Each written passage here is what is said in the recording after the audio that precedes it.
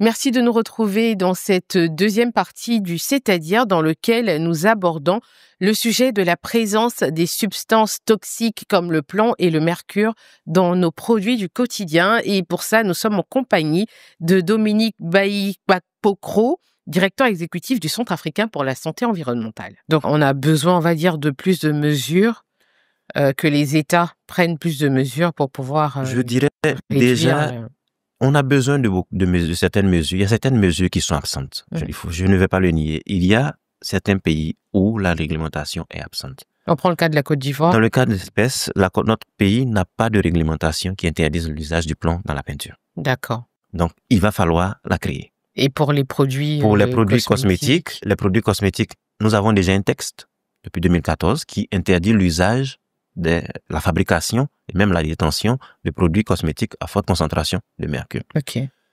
Le problème, c'est la mise en œuvre. C'est ça. C'est la mise en œuvre. Et le contrôle aussi. Et le contrôle. Et il faut aussi dire que, sachant que ces textes existent, les industriels aussi ne sont pas dupes. Bon nombre aussi prennent sur de ne plus informer le consommateur du contenu de leur produit.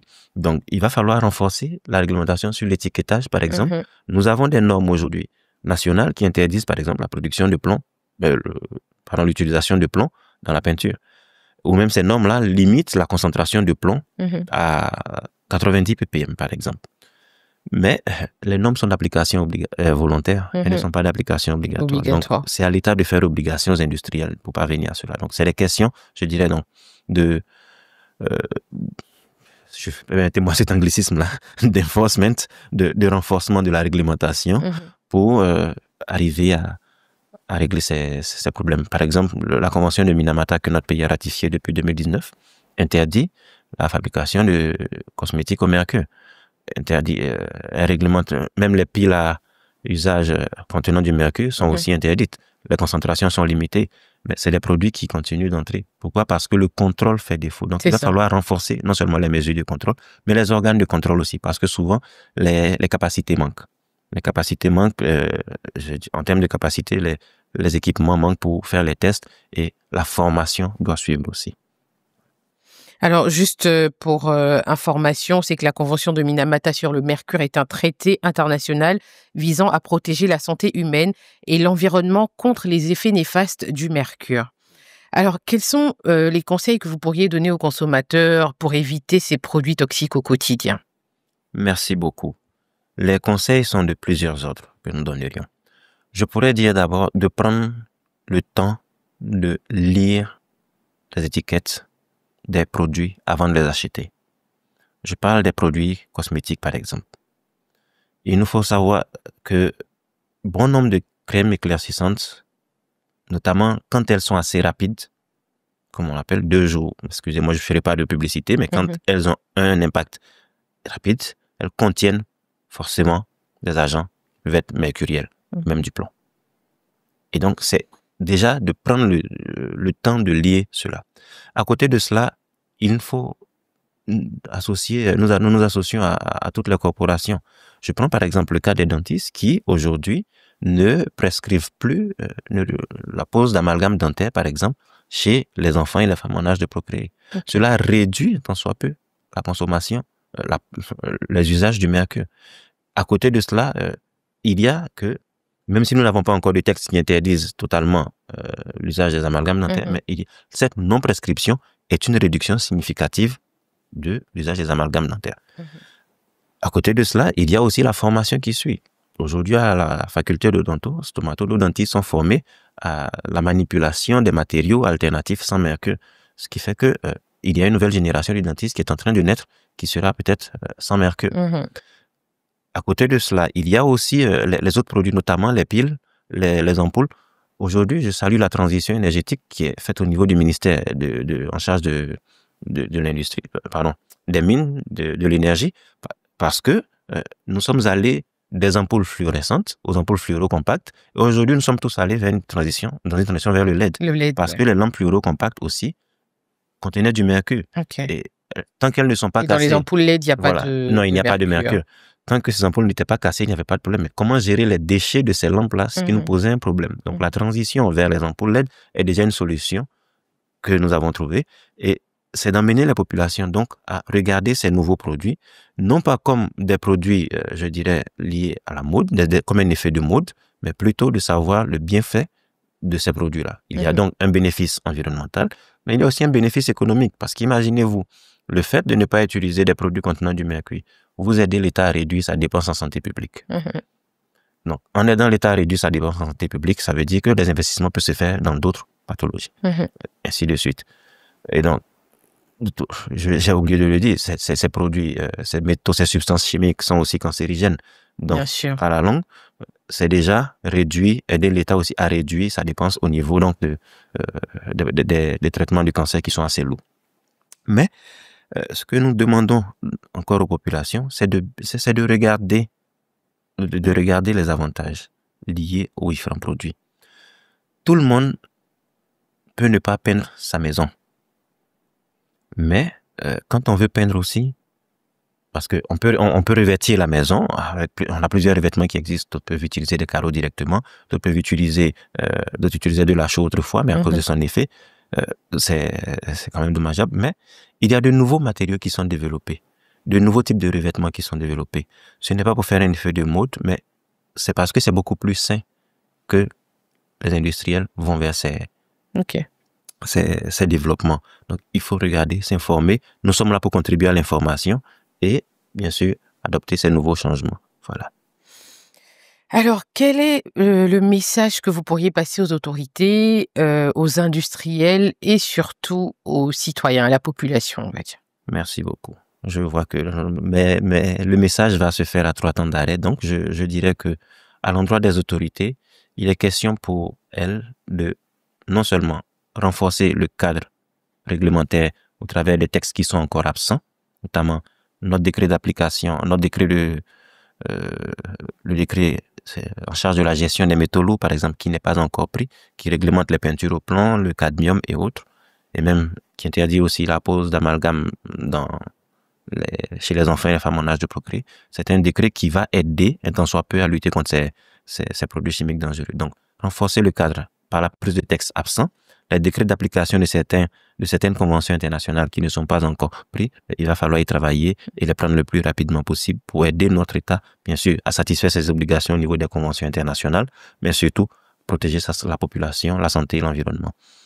Et aussi, au niveau des organes de contrôle, que l'État penche un tout petit peu à renforcer les appareillages ou bien les capacités au niveau technique, bien sûr, de nos structures de contrôle. On a des laboratoires qui sont déjà prêts, qui sont prêts à appuyer l'action étatique. Donc, c'est de renforcer les capacités au niveau technique et puis renforcer la formation aussi à l'usage des nouvelles technologies de tests et de détection de ces métaux lourds. Au niveau des industriels, je pourrais dire qu'il est question aujourd'hui de travailler à l'utilisation des alternatives beaucoup plus sûres.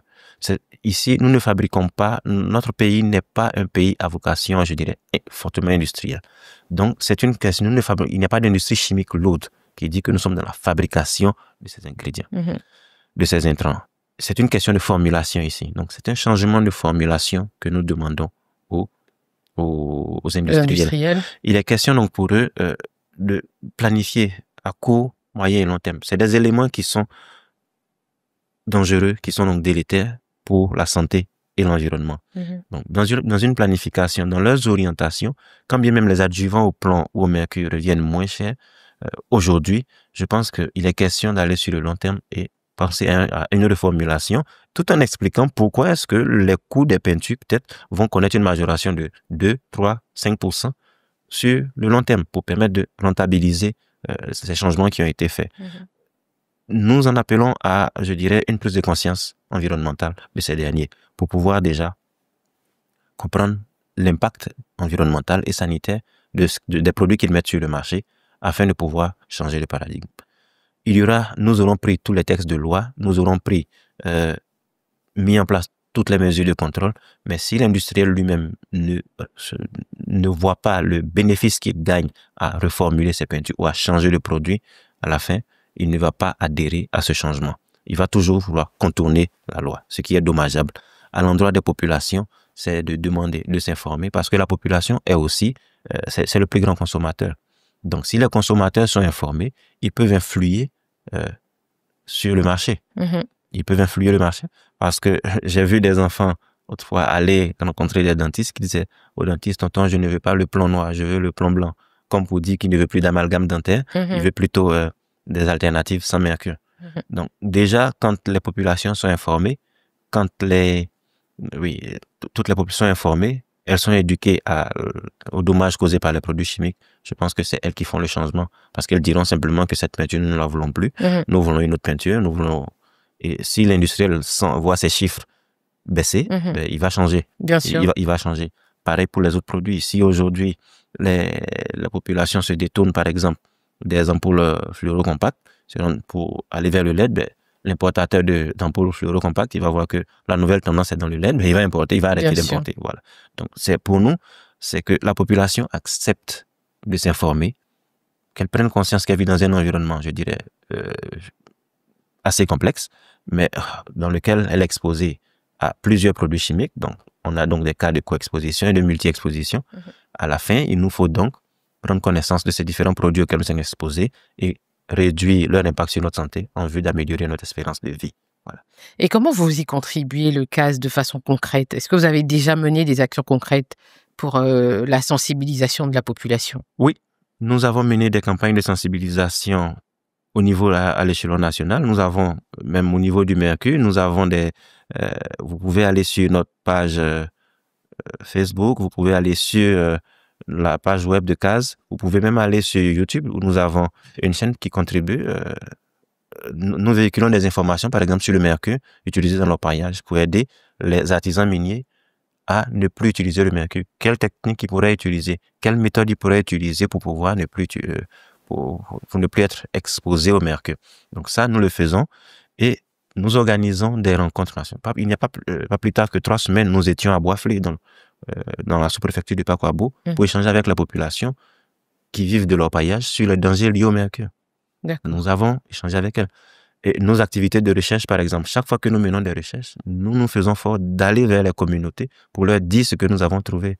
Je pense aux populations de Djikanou, par exemple, avec lesquelles nous avons travaillé, les populations de Diawala, que nous avons informées des résultats de ce que nous avons trouvé dans leur sol, dans leurs eaux, les populations de Bondoukou, de Touba, ainsi de suite, où nous avons travaillé, et nous continuons d'informer les populations.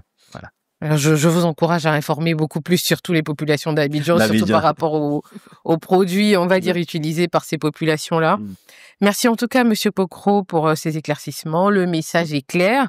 Il est temps d'ouvrir les yeux sur les dangers cachés dans nos produits du quotidien et surtout faire attention. La santé environnementale nous concerne tous et chacun de nous a un rôle à jouer. Merci encore. Merci. Merci de m'avoir invité. Oh, je vous en prie. Merci de nous avoir suivis. L'information continue sur cette info et sur cetteinfo.ci.